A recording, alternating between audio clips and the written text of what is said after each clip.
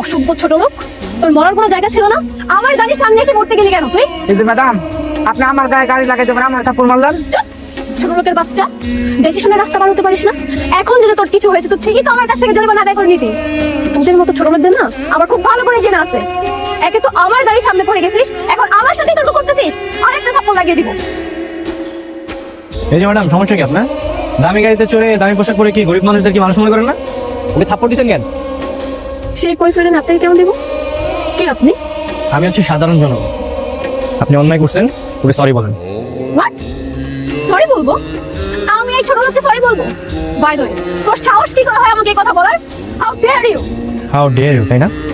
কানের নিচে একটা দিলে না, তখন বুঝতে পারবেন জনগণের শক্তি কি। সরি বলেন ওকে। সরি না? ছোট লোকের বাচ্চা, ওকে তো আমি চাইলে না ও হাতটা তুম করে একদম ভেঙে দিতে পারবো। চল, মানবতার খাতিরে তোর কিচ্ছু করলাম। নেক্সট টাইম এরকম করার আগে আজকের দিন না মনে রাখি। যা।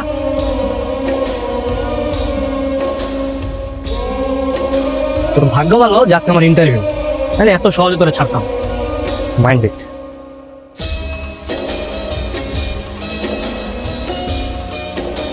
ম্যাডাম, সবাই আমার করে দেখে মজা নিতেছে, চলেন এখান থেকে কাইটা পড়ি। সব দোস্তর। তুই যদি অ্যাক্সিডেন্টটা না করতি আজকে সবার সামনে আমাকে এমন অপমানিত হতে হতো না। Sorry madam.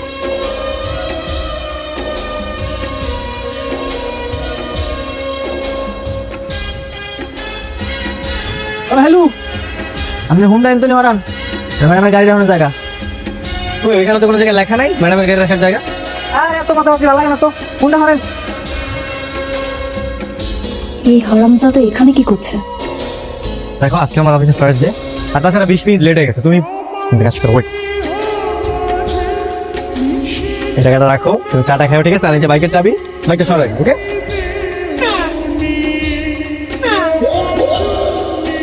আরে অহংকারী বদমাশ আছে ম্যাডাম যে, হ্যাঁ? দুটো থাপ্পড় খাই আপনার শিক্ষা হয় নাই? আমরা ফলো করতে করতে এখানে চলে আসছেন। কে আপনি? পরিচয় কি আপনার? আমার পরিচয় দিয়ে কি করবা? মামলা করবা? আমি কি করবো না করবো সেটা আমার ব্যাপার। আসলে আমার তো সময় নাই, ঠিক আছে? বিকেল 5টার পরে আমি ফ্রি আছি, তুমি চাইলে অপেক্ষা করতে পারো, তখন আমরা চাকরি থেকে কথা বলবো, হ্যাঁ? ওকে? তুমি গাড়িটা সাথে ইডিয়েট। ম্যাডাম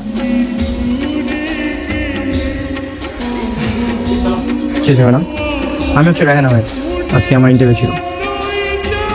আপনার ইন্টারভিউ ছিল 10টায়, এখন 10:30 বাজতেছে। আজকে আর হবে না, আপনি জানেন। আসলে সুন্দর মেয়েদের মুখে না এরকম খারাপ বিহেভিয়ার মানায় না, তাহলে অসুন্দররা কি করবে? আপনার কাজ করেন, একটা সুন্দর হাসি দিন, খুব ভালো লাগবে। ফ্লার্টিং না? না, অ্যাকচুয়ালি ফ্লার্ট করছি না, আমি প্রশংসা করছিলাম। আর আপনি তো প্রশংসার দাবিদার, প্রশংসাগুলো দোষ কিসের?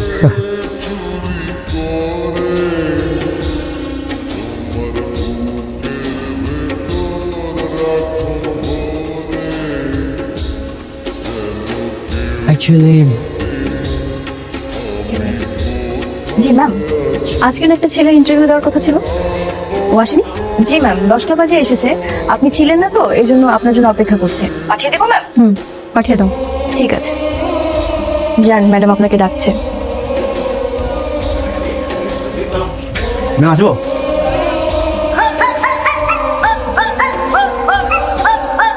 তুমি তুমি কোম্পানি লস? কেন, চোখ কপালে থেকে গেল নাকি? আরে চোখ কপাল হবে কেন? আমি তো ভাবছিলাম বস কে না কে হবে, কিভাবে ইন্টারভিউ দিব। এখন তো দেখেছি তুমি। আর সকালে তো রাস্তায় তোমার সাথে আমার কথা হলো, তাই না? জীবনে প্রথম কেউ আমাকে চড় মেরেছে, এরপরেও তোমার এই কোম্পানিতে চাকরি হবে তুমি ভাবলে কি করে? ভাবার তো কিছু নাই, কারণ আমি তো 100% চাকরি পাবো। আমি তো তোমার বাবার সুপারিশ নিয়ে এসেছি।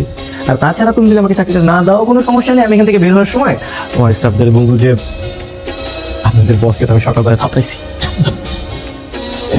এখন চয়েস ইজ ইয়ার্স, আসলে তুমি আমাকে জবটা দিবে নাকি তোমার মান সম্মান হার? বাবা যে কেন এই ব্রাদার তাকে সুপারিশ করলো আমি এটাই বুঝতে পারছি না। কারণটা আমি বুঝিয়ে বলছি, তোমরা তো মেয়ে মানুষ, তোমাদের তো এত বুদ্ধির যুদ্ধি নেই, বুঝছো না? আচ্ছা শোনো, তাহলে আমি বলছি। আঙ্কেল, ভালো আছেন? ওয়ালাইকুম আসসালাম। তোমাদের তো চিনলাম না, তোমরা কারা? আমরা সিনাতন তো আমরা মাছ না, আমরা খুব খারাপ হবেন চিন্তাইকারী। এই তোমরা তো বিয়াদব আছো, চিন্তাই করো কেন? রাস্তাঘাটে কাজ করতে পারো না? এটা কি দেখছেন? ভদ্রলোকের মতো পকেটে মানি ব্যাগ মোবাইল আছে, সব দিয়ে দেন নাই তো? এক ফোন দিয়ে নারীগুলি সব ভালো আছে ভাই, দেখ না ঠিক আছে? আমরা কিছু আরে দিনে দুপুরে সিলাই করতেছে না? এই এই দাঁড়া।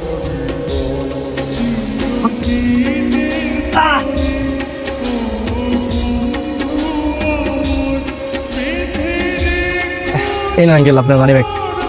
ইস, তোমার তো অনেক ক্ষতি হয়ে গেল বাবা। এই মানি ব্যাগের জন্য তোমার এত বড় ঝুঁকি নিয়ে ঠিক হয়নি। সামান্য মানি ব্যাগ, মানি ব্যাগ কোনো টাকা ছিল না? না, আছে ওই সামান্য 3-4 হাজার টাকা আছে।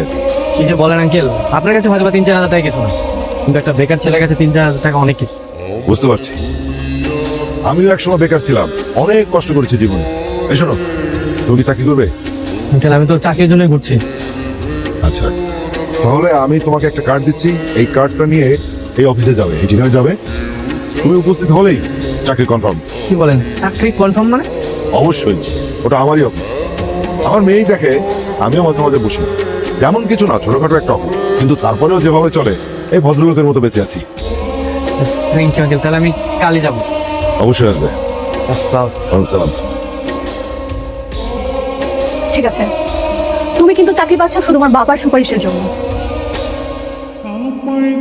কিন্তু এই কোম্পানিতে চাকরি কন্টিনিউ করতে হলে তোমাকে কিছু রুল মেনটেন করতে হবে। রুলস? ঠিক আছে বলেন, রুলসগুলো কি একটু শুনি।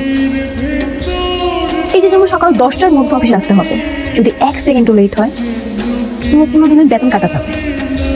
তাহলে আমার যদি 10টায় আসতে লেট হয়, আমি কেন অফিসে আসবো? আমি বাসায় থাকবো। অফিসে এসে যদি আমার টাকা কাটাই যায়, তাহলে আমি অফিসে আসবো না, বাসায় থাকবো। এখানেই শেষ, আরো আছে। যদি বিনা ছুটিতে একদিন অফিসে না আসো, তোমার পুরো সপ্তাহের বেতন কাটা যাবে। বাপরে বাপ। আর কিছু? না, আপাতত আর কিছু না, বাকি সবকিছু তোমাকে কলি বুঝিয়ে দিবে। Thank you so much. এমনি এমনি আমি তোকে চাকরি দিই না, তোকে দুটো থাপ্পড় আমি কিভাবে সুদে আসলে বুঝিয়ে দেবো তুই টের পাবি। তারপর তোকে পিছনে লাথি দিয়ে এখান থেকে বের করে দেবো। এত বড় চাকরি যখন পাইছস, তাহলে তো এবার তো একটা বিয়া যখন চাই। কি যে কো মা, সবাই মাত্র চাকরিটা পাইলাম।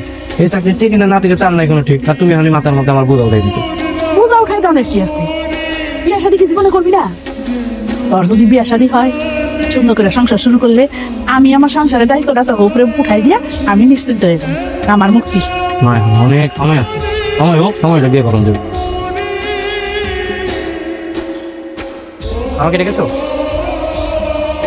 হোয়াট? আমাকে ডেকেছো মানে কি? ডেকেছো মানে কি? আমি তোমার কোম্পানির বস, সুতরাং আমাকে তুমি না করে আপনি করে বলবে। জি বস, বলেন। কয়টা বাজে এখন? কয়টা বাজে মানে? আপনার সাথে ঘুরে আসেন, আপনি সময়টা দেখতে পারেন না? আমাকে কাজ ধান্দা বলে কিছু নাই, আপনি এখানে ডেকে আমার সময়টা নষ্ট করতেছেন শুধু শুধু। আমি তোমাকে এখানে জামাই আদর করার জন্য ডেকে আনিনি। আজকে তুমি অফিসে ঢুকতে 15 মিনিট লেট করেছো, কেন? যেহেতু রুলস ব্রেক করেছো, তাহলে তোমার বেতন থেকে আজকের দিনের বেতনটা কাটা যাবে। ম্যাডাম, আমি তো আপনার সাথে অফিসে ঢুকেছি, তাই না? মানে আমি যদি লেট করে থাকি, তাহলে আপনিও লেট করছেন, আপনার কয় টাকা জরিমানা হওয়া উচিত? কি? আমি অফিসের মালিক, আমি কখন আসবো কখন বের হবো সেটা আমার ব্যাপার। তোমাদের সাথে আমার তুলনা দিচ্ছ কেন? হ্যাঁ, লেভেল দেখে তারপর কথা বলবা তুমি নেক্সট টাইম। না ম্যাডাম, আসলে হয়েছে কি, মানে অফিসের বস যদি লেট করে আসে, তাহলে কর্মচারীরাও কিন্তু একটু লেট করার সুযোগ পাবে, মানে একটু মানে বেআইনি কাজ করার সুযোগ পাবে, তাই না? এটা তো স্বাভাবিক। দেখো, আমি তোমাকে সাবধান করার জন্য ডেকেছি।